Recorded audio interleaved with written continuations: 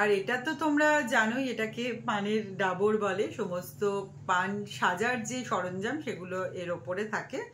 তো এইটা আমরা দেব হচ্ছে আগামী সপ্তাহে। আমরা যাব হচ্ছে অভিজ্ঞানকে আশীর্বাদ করতে। তখন তো পান আর সুপুরি দিয়ে আশীর্বাদ করতে হয়, তোমরা জানো, নিমন্ত্রণ করতে হয়, আশীর্বাদ না। তো আমরা এইটার মধ্যেই পান সুপুরি বা পান খাওয়ার যা যা সরঞ্জাম সেই সমস্ত কিছু দিয়ে, এইটা দিয়ে আমরা নিমন্ত্রণ করব। আর আরেকটা জিনিস দেখাই তোমাদের।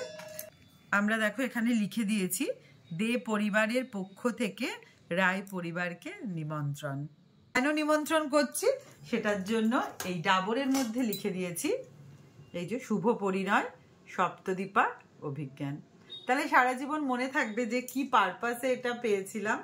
তো এটা আমার খুব ভালো লাগলো। এটা আমার ভাবনা থেকে আমি করেছি। তো তোমাদের কেমন লাগলো আমাকে জানিও।